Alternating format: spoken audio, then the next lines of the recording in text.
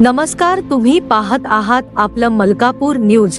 आपलं मलकापूर न्यूज मध्ये आपलं स्वागत आहे।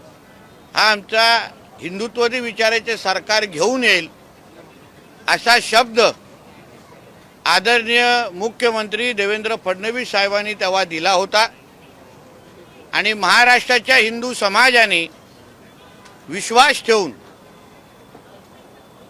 आपल्या हक्काचं हिंदुत्ववादी विचाराचं सरकार महाराष्ट्रामध्ये निवडलं आणि आज मला मनापासून समाधान वाटतंय की आज महाराष्ट्रामध्ये एक सक्षम धर्मांतर विरोधी कायदा हा कॅबिनेटमध्ये पास झालेला आहे।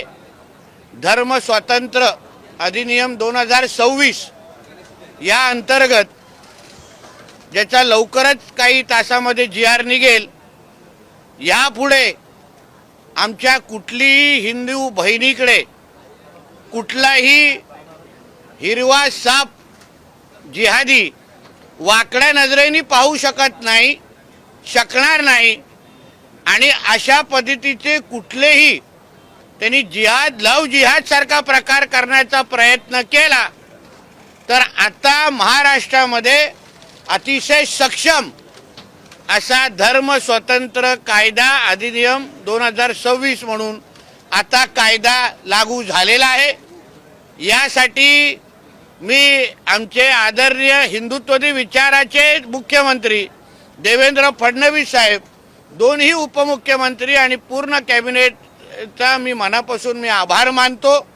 याचबरोबर हा कायदा लागू व्हावा यासाठी असंख्य हिंदुत्ववादी विचाराच्या कार्यकर्त्यांनी, हिंदुत्ववादी विचाराच्या संघटनांनी जे सकल हिंदू समाजाचे मोर्चे काढले, असंख्य हिंदुत्ववादी विचाराच्या कार्यकर्त्यांनी वर्षानुवर्ष संघर्ष केला, अंगावर केसेस घेतले, काही लोकांनी आपला प्राण पण गमावला।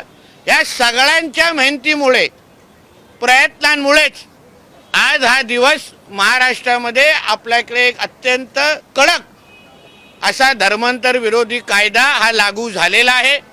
आता संबंधित पोलीस स्टेशनला हा ऑफेन्स रजिस्टर करण्याचा पूर्ण अधिकार आहे। हा नॉन बेलेबल कायदा आहे। ह्याच्या बाबतीमध्ये संबंधित खात्याचे मंत्री, राज्यमंत्री म्हणजे आमचे मुख्यमंत्री साहेब आणि अन्य बाकीचे लोक निश्चित पद्धतीने विस्तृत अशी माहिती आपल्या सगळ्यांना देतीलच, पण एक हिंदुत्ववादी विचाराचा कार्यकर्ता म्हणून मला आज निश्चित पद्धतीने समाधान वाटतो की ज्यासाठी आमच्यासारख्या असंख्य हिंदुत्ववादी विचाराच्या कार्यकर्त्यांनी मोर्चे काढले, आवाज उचलला, आमच्या हिंदू बहिणींना संरक्षण देण्यासाठी दिवस रात्र एक केलं, त्या प्रत्येक हिंदुत्ववादी विचाराच्या कार्यकर्त्याचा आज विजयाचा दिवस आहे।